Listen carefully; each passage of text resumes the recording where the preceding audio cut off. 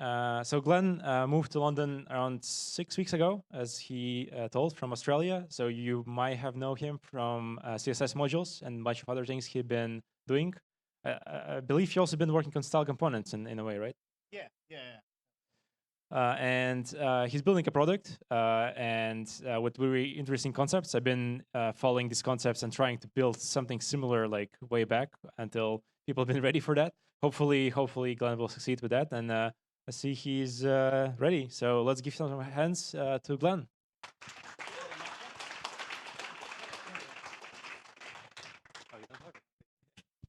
I think I'll need this. It's quite a big group. Hi, everybody. My name's Glen. I've got a talk today, which is sort of adapted from a talk I gave a few months ago at a React conference in America. You're probably not going to learn anything in this talk. So it's good that the other two talks are kind of more practical, because this one is sort of just a little bit about me and some stuff I've been working on. This is me.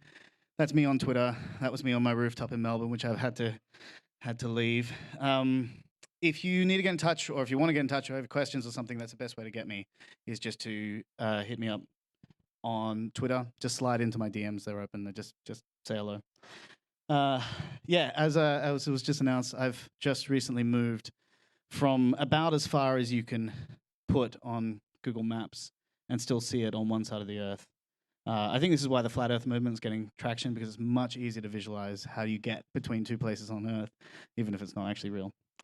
So I have moved a long way. I'm here working for my own product. I'm the co-founder of Link. I'll talk a little bit about what we do, but it's not really. I mean, FABs and Link are kind of inextricably linked together. I didn't mean to make a pun. But if you're interested in some of the topics tonight, then do talk to me afterwards, and I'll tell you a bit more about Link. You might know some of the stuff that I've worked on. So I was one of the first people involved with CSS Modules. A lot of the initial implementation was my code, and then I quickly dropped it because it was a much bigger project, and I haven't been working on that for a long time, but if there's bugs, they're probably still mine. Style components was really my response to some of the problems that CSS modules face. CSS modules, if you don't know it, is like a Webpack compiler that changes your CSS and injects class names. It gives you safety is the main thing, but it's very small, right? You have to already be using Webpack, and all it does is just kind of safify your CSS classes. Style components, on the other hand, was much more of a full CSS and JS kind of design. It was my attempt to try and use CSS syntax inside React components. It was quite successful. There's a fellow maintainer in the audience. I don't work on that much either these days, but it's good. It's got a really good, healthy maintainer community, and there's plenty of other projects that are in React and other libraries that are inspired by it. So in general, CSS and JS has been influenced by it, which is fun. But these days, I'm on a new project. I haven't learned my lesson. I'm now on another open source project. This one's called FAB, which stands for Front-End Application Bundles, and the website is fab.dev. What it's kind of trying to do, well, I'm going to get into why it exists in a minute.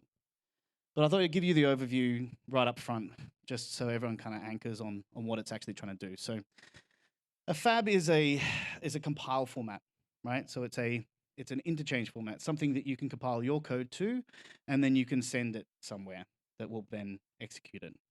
You can think of it as basically a zip file, because it turns out it is. It's just a zip file with a particular structure. And then it has a particular hosting, a standard around it.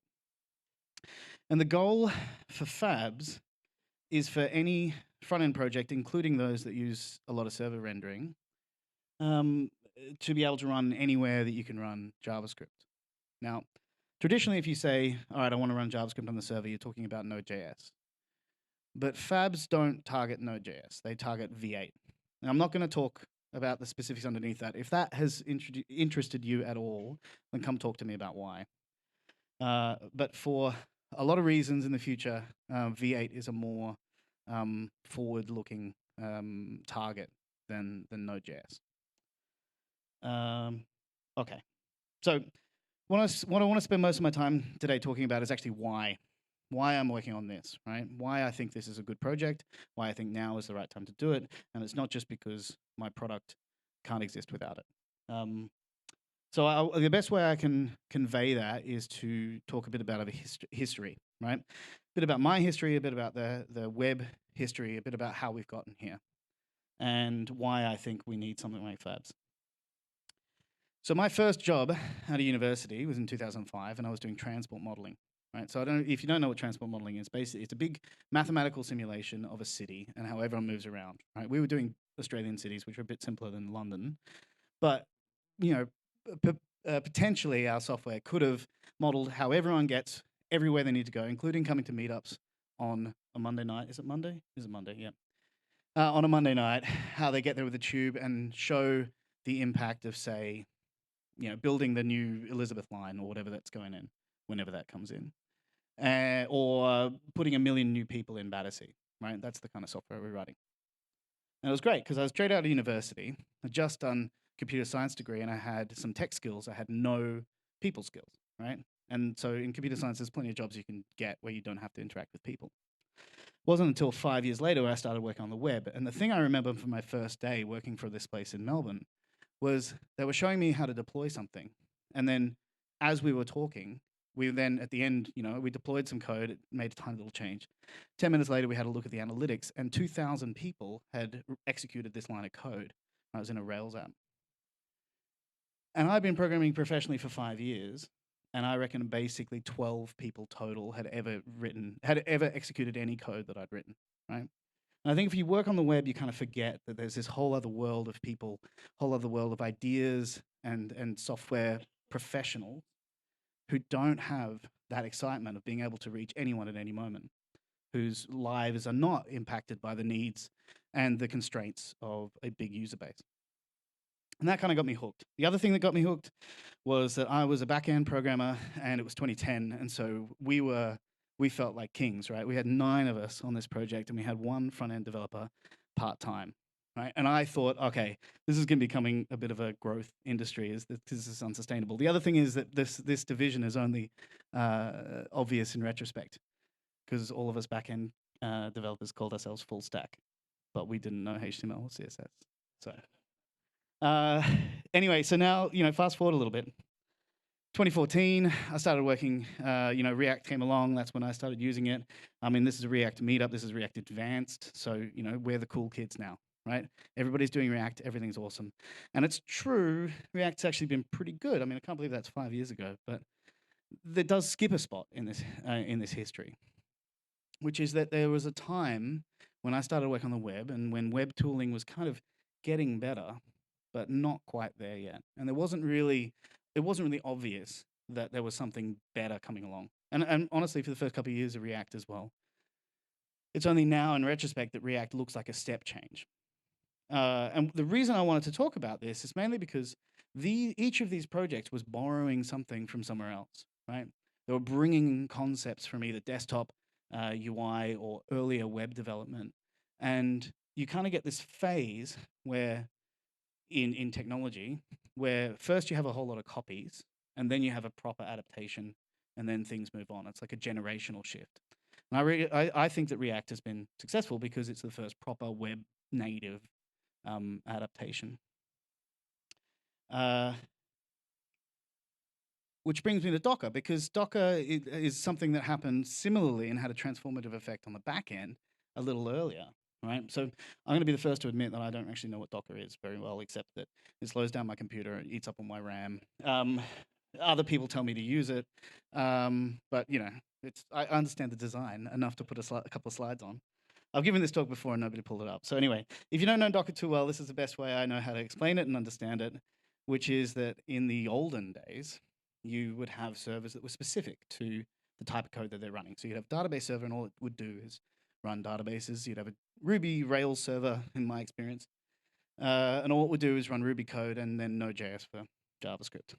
And I'm not saying that these servers are anything like they're not super specific, but you take like a blank server and you install Node.js, and that's now a JavaScript server, right? The only thing that server is now good for is to continue running JavaScript code. So if you want to deploy a new version of the JavaScript code, take the same server and you give it new code. Docker kind of came along and said, all right, well, why don't you put everything in this intermediate format? You take your JavaScript and your Node environment, your Ruby and your Rails, and package it up. And it's not like that complex an idea, but what it does is it means that the servers on the right-hand side are just blank canvases, right? They're just empty vessels, and they can run anything, right? And so when you have code in production, then in order to deploy a new version, you just generate a new Docker container and push it to another blank canvas and then switch the traffic.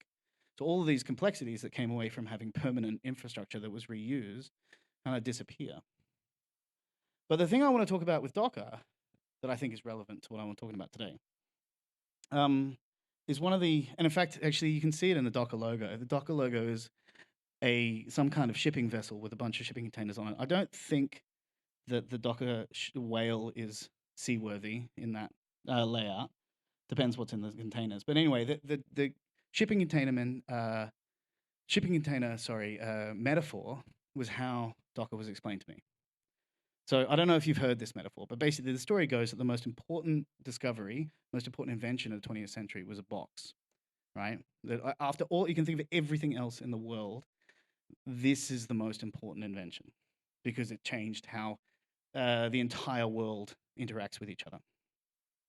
The story goes, if you wanted to ship something from one place in the world to another, you would take it from where it was manufactured, you throw it on the back of a truck, one by one, and then it would go to a port and be thrown on the back of a boat one by one and get broken and get, stolen. And at the other end, the process will repeat and whatever gets there, right? And it wasn't until this genius thought of, hey, what if we just put it in a box? Then no one can steal it and it doesn't get broken, right? And the story goes that this guy, Malcolm McLean, his box was so revolutionary that now the entire concept of globalized shipping exists. The second half of the 20th century, the rise of manufacturing in some countries and the death of manufacturing in others, and the total interconnectedness of the modern world is all because he invented a better box, right? And it's a good story, and that's a good box, right? So it's quite cheap to manufacture. It's very strong, and when you put a bunch of them on top of each other, they lock in so they don't fall over on ships. Right? It's a good box, but that's not, and it did revolutionize the world, right? The title for the most important invention of the 20th century is this box. But there were plenty of shipping containers before it, right? It didn't actually invent the concept of putting things in a box, right? But it was the first fit-for-purpose open source container, right? And it didn't really change how you ship something because you just put it in a box and the box moves over. What it did was the same box was compatible with a manufacturer, say in London, that would then be put on a train, go to a port, put on a ship, and then across the channel and somewhere else, that the train could be manufactured by one company, the boat could be manufactured by another one from a different country who shared no common language except the measurements of this box. The entire logistics chain was standardized because they gave away the patents, which is the effective equivalent of open sourcing it. And what I like about that is that it meant that everybody who wanted to improve the logistics chain didn't have to own the entire thing. They didn't have to be a shipping company and a railroad company and a trucking company. They just had to invent a better truck, a better boat.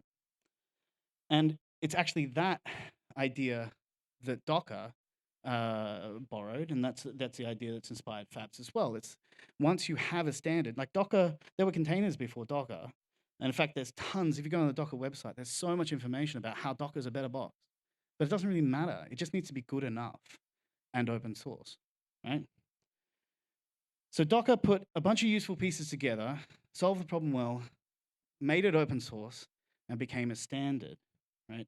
And that's that standard that means that it's influenced every aspect. I don't know how many people would have been using Docker here day to day, but I can guarantee you that the services you use and the services they use, it has influenced everything. Because at the time that Docker came around, it wasn't a bunch of it wasn't like React where there was a bunch of open source libraries already. There were a bunch of platforms, closed source platforms, a bit like the shipping industry before the open source box. And what Docker did was change what all of these companies could share and what they had to kind of keep to themselves and compete on. So Docker didn't make these companies go away. It just changed what they had to build to be competitive. And it allowed a lot of new entrants into the space, as well as open source things like Kubernetes, that wouldn't have been possible without all of that groundwork being laid, right? So in that spirit, I want to talk about front-end applications, right? Which is, because I kind of see front-end applications at the moment, and what I'm kind of defining there is if you're doing a React app, that's pretty much it. But in general, it's a separate code base. Doesn't matter about the language you're writing in, as long as it's separate to the back end. So it's not like the front end of your Rails or a PHP app. It's a separate thing. And I think we're in a bit of a dead zone for front-end application kind of development at the moment, even though it's as good as it's ever been. Well, it's better than it's ever been. And I think that's because, and I'll try and make an argument for why that's the case.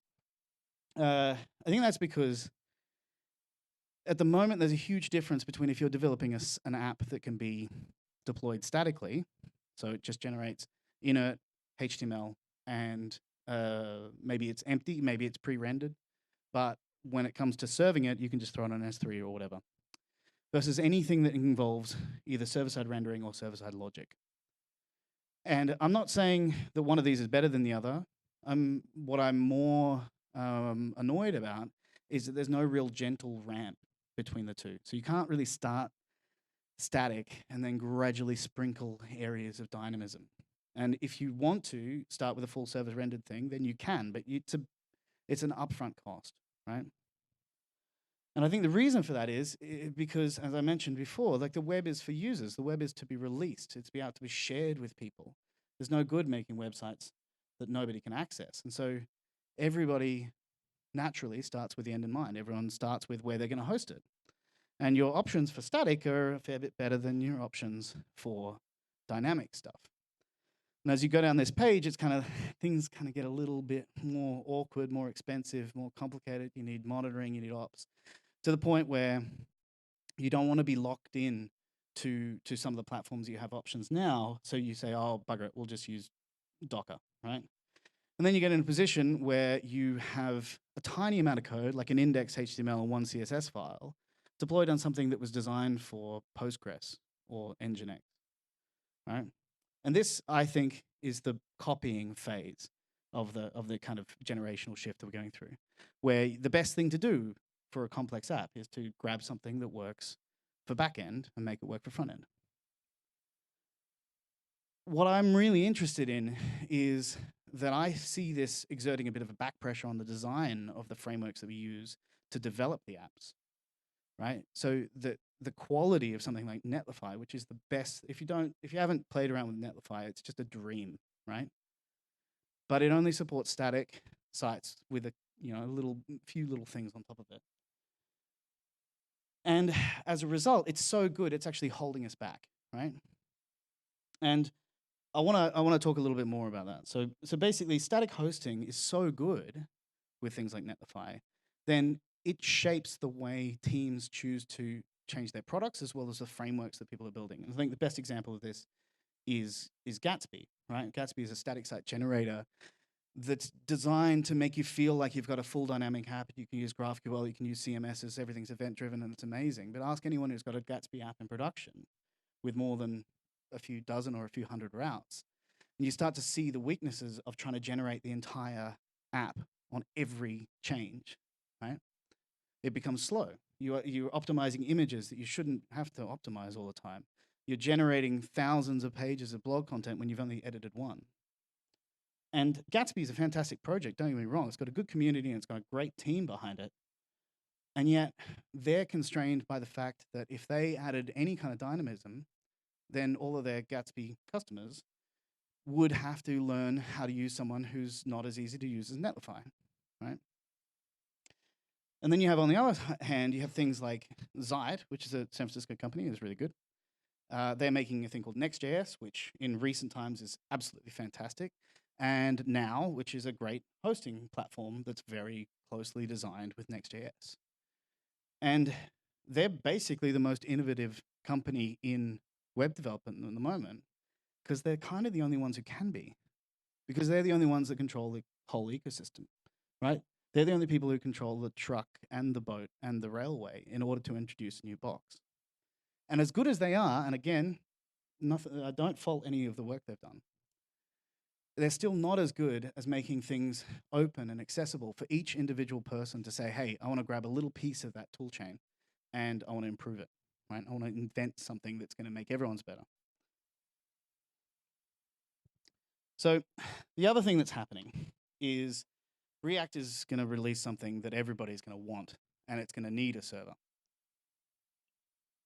So I don't know if people have been keeping up with the whole, hooks is now out, and then the suspense and concurrent mode stuff is happening, but the server-side suspense, server-side concurrent, whatever they're calling it, was supposed to be released already, but it's the React team, so it'll be out when it's out. But it's already powering the new Facebook.com.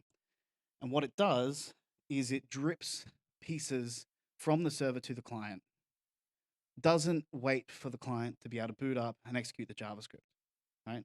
At the moment, the way it works, and I'm sorry about the quality of this screenshot, but this is literally the only code I've seen them publish about it, and it was on a conference talk, and he only zoomed in for like 1 second. So what it's doing, if you can read it, is it's throwing down script tags that do window.SSR process. So it's like a tiny shim and then injecting parts of the page.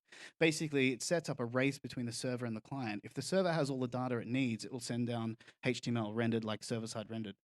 But if the server has to wait, then it starts a race between it and the client. The client can pick up and say, hey, look, I don't need you to render this anymore. I'm good. But if that client device is slow, or the client device's network is slow, then the server's probably going to outperform it, but the server can still send down some data ahead of time. It's really cool. And for something like Facebook, you absolutely need it. What I really like, and that's because I have my own desires for the industry, one of which is the rise of things like design systems that allow design-focused people to also produce React components and contribute to a code base, is to have a version of React that only runs on the server and only throws down those snippets and doesn't do anything else, right? And so there's no runtime implication at all. Max Stoiber is one of the co-creators of Style Components, tweeted this sort of thing. I've noticed this. So actually, in Salt Lake City, when I gave this talk a few months ago, I just went on and said, hey, look, one day someone will invent this. It'll be great. But I don't have the time.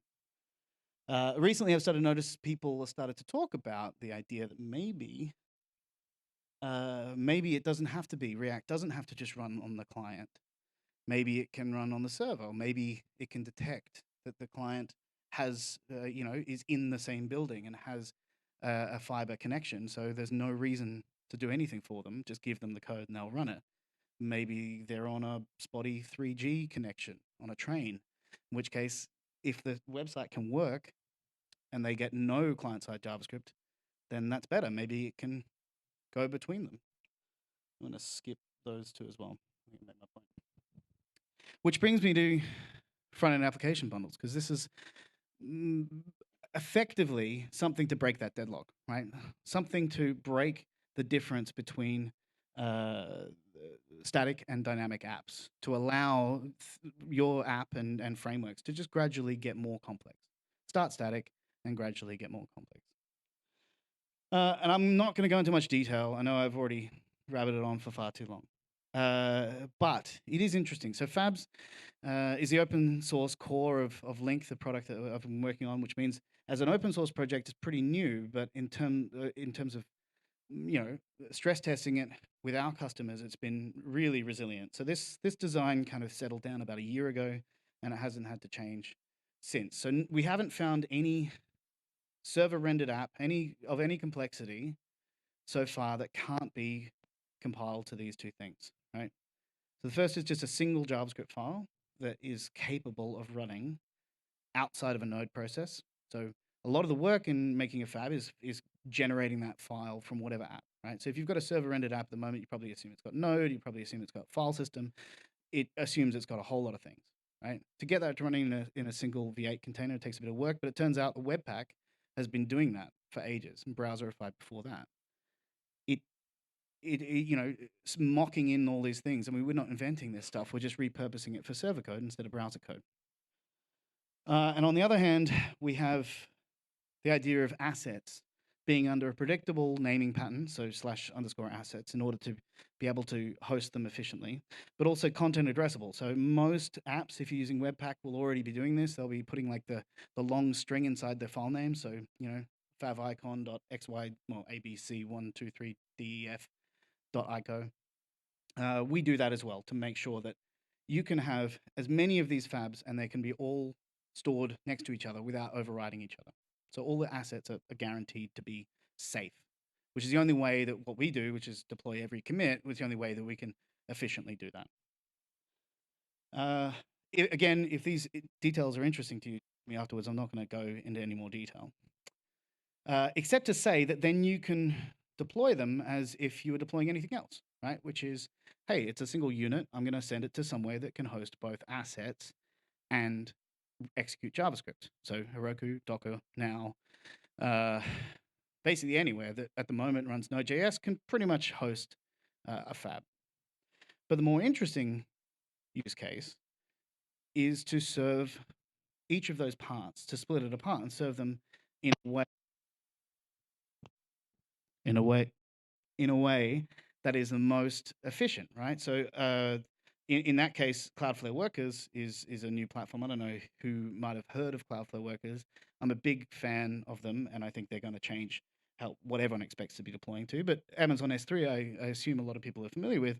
It's bulletproof, right? You can throw as much data as you want there. You can throw every commit by every customer for as long as they need, right? Can just go into S3 and it will never break, except when it does. But at least the entire internet goes down when S3 breaks. So it's not just us. Cloudflare Workers is really awesome. They're just a V8 container that run on the CDN of Cloudflare. So 193 data centers at the last count. Deploy to them within 20 seconds, 30 seconds, and your code is running at the edge, right? 10, 15 milliseconds away from 99% of the internet connected world, right? If you've got a server-rendered app or some slightly, if you're talking about performance with your company, moving your code to as close as possible to your users is one of the best things you can do. And if you're using a CDN with static rendering, that's kind of what's already happening. It's something you lose if you move to dynamic rendering, and Cloudflare Workers kind of brings it back. So at this point, I would kind of want to go through demos and show you what the project's at and how you can get started and use it. But the truth is, and I actually was talking to someone before this, and I said I didn't have any GIFs in the talk, so I went and fixed that and found the worst under construction GIF. Well, by that I mean the best under construction GIF I find, which is that since I initially gave this talk, and I have quite a bit of interest to contribute and a bunch of feature requests and a bunch of people trying to get on, I did this, right? And I don't know if anyone in the room has moved countries before. It turns out it takes a bit of time. And it's a bit of a distraction. The other thing is that I'm trying to run a company, and the needs of that have to take, particularly if somebody's got, if somebody's got a feature request, it's a separate thing to open source it, right? So a lot of the work has been closed source. And in fact, so the original design goal I was talking about for FABs, it's all done, it's all working, but at a level that's working proof of concept for customers that I have the email address of to and can help, right? It's not open source working except for the Next.js to, everything on the left is pretty open source. It's just not very well documented.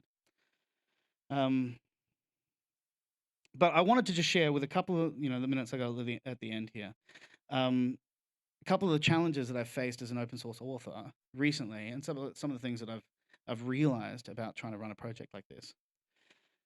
And the first is the idea of a headspace for a V1 release, right? So I've been working on FABs for a year, fits and starts in open source, a lot of, constant work in closed source, but in order to gear up and the amount of work you have to do to kind of tell everybody that now it's ready, you need need some clear air, right? You need some time to just, sail into. And I went back through my GitHub contributions. So GitHub has changed their algorithm, so now they show all contributions, including issues and everything else. If this was just commits, you would see it much clearer. But I know the reasons why they changed it, and I do support them. So anyway, I can't circle it, but I think you can see basically in June 2015 is when the CSS Modules project kicked off, right? Had a couple of weeks between freelancing jobs and got it sorted. Same thing happened the following year in August is when style components happened, right? A couple of weeks with nothing else to do, and you pull a thread and just keep pulling. This is my experience this year. You can see a bit of a dead zone in the last couple of months. But the last week or two, I've actually started to, I'm getting in the V1 release space. But I thought it was interesting, and actually you can see this more on this graph. I thought it was interesting because if you have there's sort of there's three phases, like with an open source project. The first is this any good? And then when you figure it out, it's really good. Then it's like making it good enough. And then there's a whole extra job to make it release worthy. And I think we're right at the beginning of phase 3. The other thing was that I had a lot of people asking to contribute to the project, and it wasn't designed for that, right? Because it was kind of gradually designed. And so this was the old package structure with a different package for each kind of each platform and each framework. And this again is, so if you're interested in this project, this is what it's going to look like now. Much more like Babel, much smaller components doing single things. Allowing for somebody to say, hey, I know how to do CSP policies or SRI stuff better than anyone else. And if I can put it into the Fab ecosystem, then I can make everyone's lives better. Rather than saying, oh, I have to now take on the burden of being the maintainer for Next.js or something. So trying to design it to make it as accessible to everyone as possible. And I'll skip this last bit. So with that, I wanted to say that I now live in London, and if you're interested in any of this stuff, I am really interested in talking to people about it, trying to get your app compiling with it, trying to stress test it. Again, I haven't met haven't met an app I couldn't convert to the format, but if you think you've got it, then that'd be fun. The next branch of GitHub fab spec/fab, I've got a Discord set up, which I set up half an hour ago, so I don't have a pretty URL for that. But there's a link to it on the GitHub page. That's me on Twitter. If you have any questions, hit me up. Thank you.